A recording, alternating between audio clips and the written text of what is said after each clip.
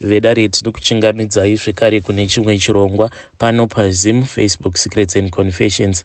Tadzoka zvekare nemamwe mamessages.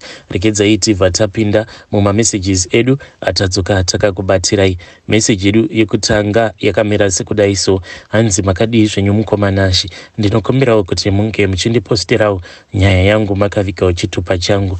Yangu nyaya yakamira sekudai mukoma: inini ndiri munhu anozvishora nekuti pari zvino mukoma ndingadai ndava munhu wekuti ndingadai ndiri kure neupenyu, considering the fact yekuti kana ndikatarisa my ex-wife uyo wandakambogarawo naye, iye pari zvino nemurume wake they are very far mukoma, vava kuresa zvekuti handimbofi ndakavabata muupenyu. So zvakaitika mukoma ndezvekuti ndakati ndichingopedzawo kunyora O level yangu handina kana kuzombomirira results, ndini uyo ndikabva ndauyawo kuno kwandiri kunyika yevatorwa. Saka ndakati ndasvika kuno mukoma ndainge ndisitomborina kana experience about vanhukadzi, zvainge zvingori zviya zvekuchikoro. Saka ndakabva ndazongonyengerwawo umwewo mukadzi, ndakangoita zvekumupfimbirwawo nasisi vake. Saka iye ainge ari mukuru kwandiri, plus ndakabva ndamushora nekuti ainge akashata. But we were in a situation whereby patainge tiri pacho mukoma painge pakamanikana zvekuti ndakabva ndatadza kana kupabuda ndokubva ndazorara naye. Ndakati ndangorara naye, iye akabva azoti kwandiri ainge atova mukadzi wangu, hapana kwaainge ava kuda kuenda sezvo tainge tarara tose. Apa munhu uyu ndainge ndamushora because ndainge ndazviudza kuti munhu uyu akashata, akandishatira, handimudi. Ndainge ndiine wangu wandainge ndiinaye mupfungwa uyo wandainge ndakasiya kumusha. Saka ndainge ndakati kana ndikangoshanda pandinozodzokera kumusha then ndobva ndazozvitorera musikana wangu ndobva ndazodzoka naye kuno. Saka I found myself ndatowira mumarriage. Marriage yacho mukoma yaingovawo marriage iya yekuti inini I was not there physically and spiritually. Iyewo aitozviona but aitongozama kutongoshingirira. But one thing that I liked about ye ndezvekuti aiziva zvaaiita mukoma. Ndaiwana zvangu mari shoma but panguva iyoyo yandakagara naye ndakakwanisa kuita zvimwe zvinhu zvihombe zvekuti hazvitokwanisi kutomboitwa nevanhu vanowana mari dzakawanda. Anyway mukoma ndakagara naye mukadzi uyu. Saka pane paakazoenda kumusha, akati aenda kumusha kudaro then muarea imomo makabva mazongouyawo umwe musikana uyo ainge achangobvawo kuzimu, ainge akanaka mukoma. Then ndokubva ndazongomuhijeka musikana uya ndikabva ndatobuda muimba iya yandainge ndichigara nemukadzi wangu uyo ainge amboshanya kuzimu. Saka paakazotodzoka achibva kuzimu akabva atongowana kuti inini ndainge ndatomuvha out. Akamboda kumbozama kurwidzana nemukadzi wangu munyowani, but ndakabva ndatomuudza kutoti iyi ndiyo type yangu, ndiye akasarudzwa nemwoyo wangu, iwewe handikudi. Zvatakatongoita it was by mistake. Ndokubva tazongosiyana. Iyewo akabva azoita move on, ndokubva azongowana nawo nechimwe chidhara chake. Mukoma life yakati yafamba zvangu zvino mukoma zvakasvika pakundiomera zvekuti ndakabva ndazotizwa nemukadzi uya because aitovawo munhu wemadhiri all along. Paakauya kuno kuSouth Africa ainge akatombogara nevamwe varume vaviri achivatiza. Inini ndichizosvikawo pakuzosangana naye. Zvose izvi ndainge ndisina kana kumbozviziva. Ndakazotozviziva mushure mekunge ndaonawo mamwe mamessages awa ainge ari number, ainge akabva kuZim mamessages iwawawo achibvunzwa neumwe mukomana kuti why wakaba hembe dzangu. Saka ndakabva ndazotora namba dziya ndokubva ndazotaura nemuchinda uya, ndipo pandakabva ndazofind out kuti munhu uyu ndo rainge ritori game rake rekuti pano abva pano agara, pano abva. Ndo rainge riri game rake rekuti pano agara pano abva. Saka ndakabva ndangoboyekana naye musikana uyu. Even paakazonditiza zvake ndainge ndatomuburitsa mumwoyo mangu. So ndakabva ndati for now I just want to survive on my own. Zvinhu hangu ndinongoraramawo nemujolo ndichingoti in this relationship, in that relationship. Asi chandazodzidza mukomanashi muupenyu ndechekuti I think kuti munhu wose paanozvarwa panotogara patodediketewa umwe munhu achitonzi uyu ndiye anofanira kuti ange achizova soulmate yako. Izvi why ndiri kuzvitaura izvi ndakazotongozvi kunzwisisawo mushure mekunge ndambozama kunobatsirwa ndichida kukwanisa kunzwisisa kuti why is it ndiri munhu wekuti I am moving in and out of relationships. Ndokubva munhu uya ainge achindibatsira akabva ati ndiri kuona kuti wenyu mukadzi wamainge makapiwa nevadzimu naMwari venyu, mukadzi iye makazopesana naye, apa ndiye aifanira akauya nechipo mudzinza, chipo cheupfumi. Manje kubva zvamakapesana naye ndiri kuona kuti Mwari nevadzimu venyu vakabva vakufuratirai. Saka mukadzi uyu mukoma inini kuti ndinge ndichiti anokwanisa kuzondida mukoma, that is a non-starter, akatomove on neupenyu hwake. Saka inini mukoma I think kuti umwe noumwe munhu pasi pano pezuva ukaona uchiraramisana nepartner yako in a toxic relationship, yes, munokwanisa muchiraramisana in a toxic relationship nekuda kwekuti iwewe soulmate yako unenge wakaivhairira. Sezvandakaita inini mukadzi uyu ndakamushora nekuda kwekuti ainge asina body structure yandainge ndichida. Ndaidawo munhu anenge aine mahips, iye ainge angoriwo zvake slender, asina kana chaainge ambori nacho, but for that mukoma ndakabva ndamushora, yet ainge ari munhu ainge aine zvipo zvake zvaainge akazvarwa nazvo, zvekuti nanhasi uno mukoma kana ndikatarisa murume wake ndinonzwa pain and I feel jealousy. And iko zvino mukoma, she is very attractive. Sei munongoziva kuti mari inochinjisa munhu, kunyange munhu asina body structure, but runako chairwo rwekumeso runozotongobuda kuburikidza nemari. The last time that I saw her kwainge kuri kuchechi, ndakabva ndatongoregedza kuenda kuchechi kuya because ndakabva ndaona kuti the more that I look at her, the more that I will hate myself. Ndokubva ndangosiyana nazvo. Pari zvino ndinongoita izvozvizvi zvema-sleep overs, but I do not want to do this anymore. Pose pandinozama kuti ndinge ndichipindawo in a serious relationship, ndiri munhu wekuti ndiri kungosangana nevakadzi vari toxic, only toxic people. I know for me it is a little bit too late. I hope kuti umwe munhuwo achateerera confession yangu achakwanisawo kugara pasi obva afunga about the partner that they will be living with. Usashora munhu nekuda kwechimiro chake, asi just try to reason with yourself, uone mabenefits aunokwanisa kuzowana nekugara kwaunenge wakaita nemunhu iyeye, and don't be like me. Hey, vedare ndo message iyo yandakatumidzirwa ichibva kuna mukoma vedu. Zviriko here hanzi zvema-soulmate? Do you believe kuti zvema-soulmate zviriko, kuti munhu paunozvarwa paya unotogara watopiwa soulmate yako, yekuti kana ukagara wapesana nayo then upenyu hwako unobva watopinda musango? Zvakaitikawo here kwauri kuti pawakasangana nesoulmate yako, pawakazopesana nesoulmate yako, wakabva watoona kutoti upenyu hwangu watochinja, upenyu hwangu watopinda musango? Se zvanga zvichitaurwa namukoma vedu ava. Regedzai tibva taenda panyaya yedu inotevera. Nyaya yedu inotevera yakamira sekudai so. Hanzi makadii zvenyu mukoma nashi? Ndinokumbirawo kuti nonge muchinipostirawo nyaya yangu makavikawo chitupa changu. Inini mukoma nashi ndiri mudzimai ane makore 43 ekuberekwa. Ndingangoti kumhuri kwedu ndini mukuru. So mukoma zvakaitika ndezvekuti pane imwe hanzvadzi yangu uyo iye ndiye ari kufanira kuti ange achizopinda pajana, ari kufanira kuti ange achipinda pajana gore rinotevera iri. Pane mwedzi watakatomupikira kuti mwedzi iwoyo kunyangwe zvikanzi mwedzi wachinja ukaita zuva, mukoma mwedzi iwoyo haakwanise kuti ange achizoudarika nekuti chijana chiri kwandiri, ende chijana zvachiri kwandiri ndakabva ndazosarudza kuti iye ndiye anofanira kuti ange achizofa, nekuti inini naye takatukana, ende takatukana zvokutorevesa, zvokutoti takabva tatoona kuti tinge tichizogadzirisa relationship yedu zvekare, aiwa tava kutongoraramisana zviya zvekungoti kana kuri kumhoresana, kungomhoresana kwekuti tiri hama, ko tingagoita sei? Ukama haugezwi neropa, but at the end of the day mukoma nashi inini naye takatogezana zvedu. So zvakaitika mukoma ndezvekuti inini ndakapinzwawo muzvinhu izvi pandainge ndichiri mudiki, ndakapinzwa muzvinhu izvi nagogo amai vekubereka amai vangu.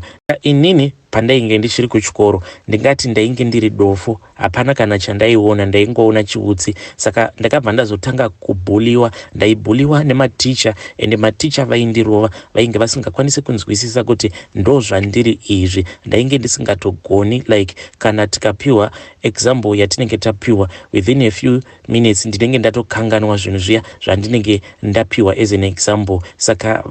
Saka maclassmates angu aigara achingondiseka, yet it was a challenge yandakatongozvarwawo nayo yekuti ndiri munhu anonzi a slow learner. Saka amai vangu pavakaona kuti ndanyanyisa kuitwa bullying kuchikoro, vakabva vazondibvisa pachikoro paya ndokubva vazondiendesa kune chimwe chikoro. This time around ndainge ndava kugara nagogo vangu kumusha kunoberekwa amai vangu. Saka ndakati ndava kugara kumusha kwakaberekwa amai vangu, zvakazotanga kuitika ndezvekuti ndakatanga kurota mazizi. Ndairota mazizi kana kuti ndairota ndakagadha bere. Zvose zvinhu izvi zvichiitika mukoma, ndaibva ndanzwa ndichifara nazvo. Ndaitoti paya kana ndamuka ndaitonzwa kuti ya panapa ndiri kufara, ende ndaiti kana ndikaita mazuva ndisingakwanisi kurota hope idzodzo dzekuti ndinenge ndiine mazizi tichifara kana kuti ndakagadha bere, ndaibva ndanzwa ndichitosuwa. Ende gogo vangu nekufamba kwenguva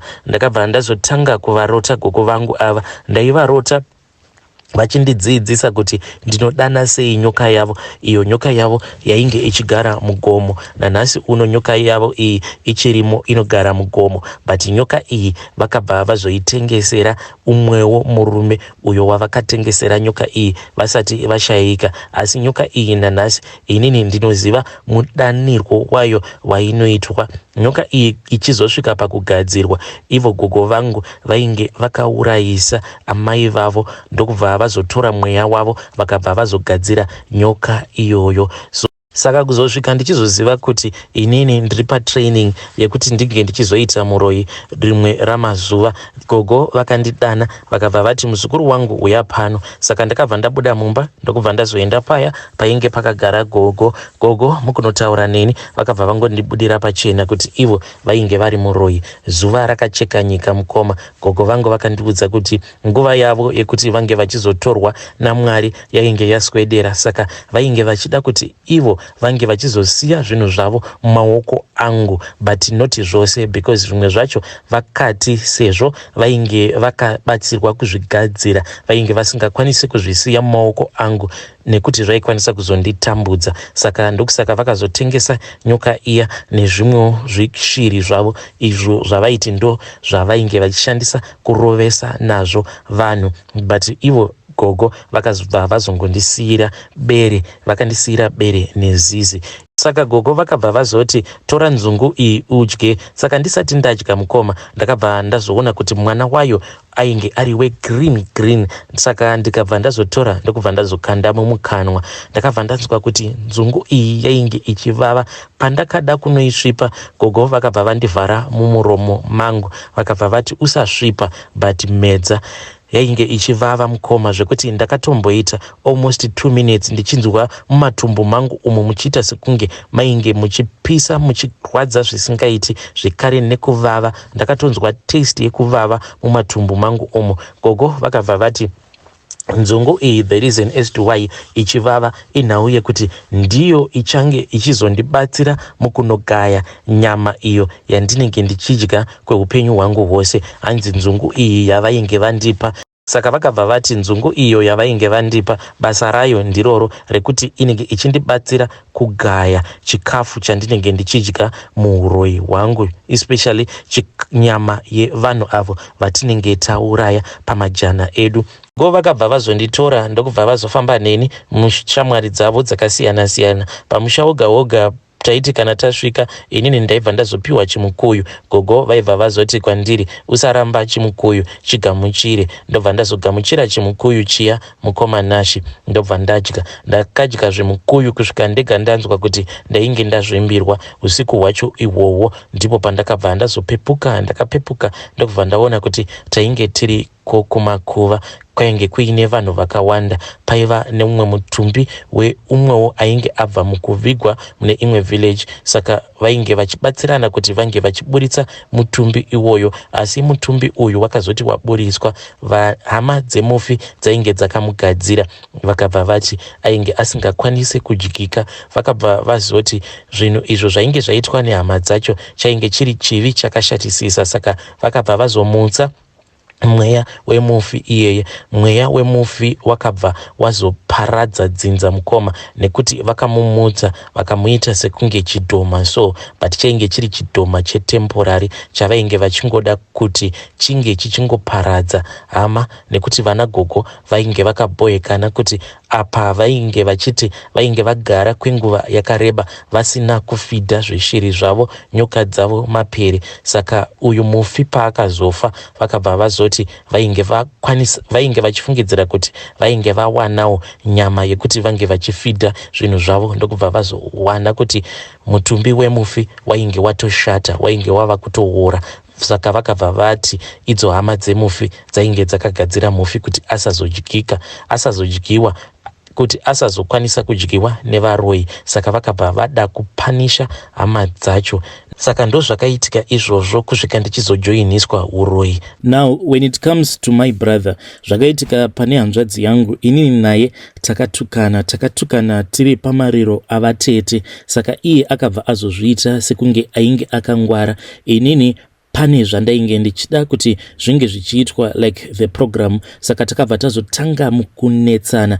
And parufuro rwavatete, inini vatete vachizosvika mukufa, ndainge ndisinei nekuti nyama yavo ichazodyiwa nani, nekuti ikoko kwavainge vachigara vatete vangu vainge vaine vanhu vavo vavainge vakanetsana navo. Saka vanhu ivavo vainge vakasovaisa pachijana kudharadhara, ende vanhu ava vainge vakamirira kuti kana nguva yavo vatete vazokwana vange vachizovamutsa vatete vobva vazovhiya nyama yavo. Saka this one it was far ahead of me. Zvainge zvisingaite kuti ndinge ndichizopindira nyaya dzacho idzodzo, ende nyama yavo ndainge ndisina basa nayo. Chakandirwadza mukoma ndechekuti mukunogadzira programu yekuti vatete vachazovikwa sei, hanzvadzi yangu uyu sezvo iye achizviita munhu ane twunhu twake akabva azotanga kunetsana neni. Mukunonetsana neni tichipikisana paya, ndakabva ndazonzwa zvichinzi hanzi ainge akati inini behavior yandinoita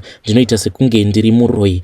Zvakabva zvandirwadza, ndikabva ndazomuapproacha ndikati naibhudhi, ko imi mukoma muri kuti ndiri muroyi, makambondiwana ndichiroya here? Pane musi wamakambondibatikidza red handed ndichiroya here? Ndokubva andituka paya akati zvandataura ndizvozvo. Saka kubva ipapo ndakabva ndaita chikwiri navo mukoma vangu ava, ndikabva ndati it is fine. Chandakavenga pasi pano pezuva ndechekuti undituke iwe usina kumbogara wakandiona, kana kuti ndisina kumbogara ndakakuudza kuti ndiri muroyi. Ipapo ndinobva ndaita chikwiri newe sezvandakaita namukoma vangu ava. Zvandakazoita kuna mukoma ndezvekuti mushure mekunge ndapiwa mvumiro ndakabva ndazovashanyira, takavashanyira takatoti one day titori chigrupu chedu, then ndainge ndiine raisi rangu iro randainge ndabika masikati. Raisi iri ndainge ndakarizanganisa neumwe mushonga uyu unogadzirwa nenyama yevafi. Saka mushonga uyu iwewe kana usina kugadzirwa se zvandakaitwa nagogo vangu kuti ndakapiwa nzungu iya yaivava iyo inozondibatsira kugaya nyama iyi yevafi,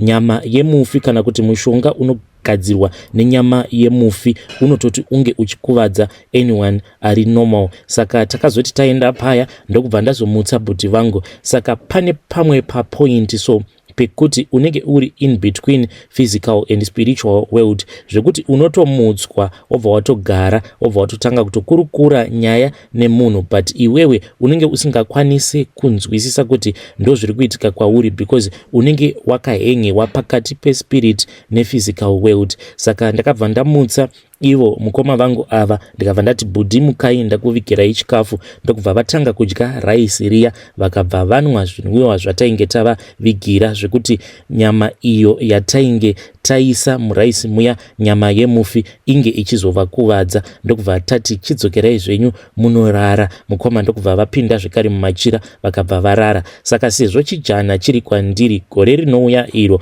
mukoma vangu ava ndivo vachafa. Ende zvekare nyama iya yavakadya yakanoumba chimwe chirwere, chekuti chirwere ichi chinenge chakangwara. Zvachinoita ndezvekuti kana paya pavanenge vava kurwara, pavanoendeswa kuchipatara, chirwere ichi chinokwanisa chongonyuka chiri chirwere cheshuga. Munhu obva atombopiwa mapiritsi, obva atombotreatwa sekunge munhu ane shuga, asi mangwana chirwere chiya chinobva chazozvichinja, chobva chazoita kana kensa kana chimwe chirwere. Saka pari zvino chirwere ichi chichiri kutoumbika, ichiri mhodzi, haisati yakwanisa kubukira. Paichatanga kubukira mhodzi iyi ndipo pavachatanga kurwara kuti 1. Ende kana ikagara yazobukira mhodzi iyi, then it will be the end. Tinenge tazongomirira kuti changu chijana, nguva yacho yechijana changu inge ichizokwana, tobva tazovatora zvedu bhudhi. Ende munhu anotomutswa, munhu kana wafa tinotokumutsa kumakuva,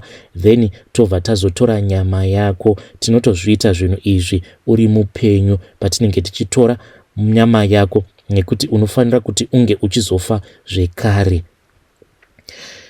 Hei vedare, ndo message iyo yandakatumidzirwa ichibva kuna vahanzvadzi vedu. Ndakambozama, ndichazama kuti ndinokumbirawo kuti ndiite zvekurekodha a voice call, vakati hazvigoneki, nekuti ndinoda kuti pange pachizombouya munhu paplatform achinyatsotaura nyaya yake, tichinyatsoita conversation, tichibvunzawo nemiwo muchibvunza mibvunzo yenyu, kuti like ipapa pamubvunzo wandakavabvunza ndewekuti what do you mean kana muchiti munhu kana afa anomutswa. Hanzi kazhinji kana munhu ari munhu wedu watinenge tazviurayira, hatiurayi kusvika pekupedzisira, tinongomumonya so zvekuti iye anongotadza kufema, zvekuti vanhu vanongoona sekunge munhu afa, but munhu anenge achiri mupenyu. Then kana ava kumakuva tinobva tazomumutsa, tobva tati muka iwe, tobva tazomuvhiya manje. Zvakangoma hazvo vedu, hanzi tinovhiya munhu kunge tiri kuvhiya huku. Please let us talk about this issue in the comment section. Zvimwe zvacho zvinotyisa.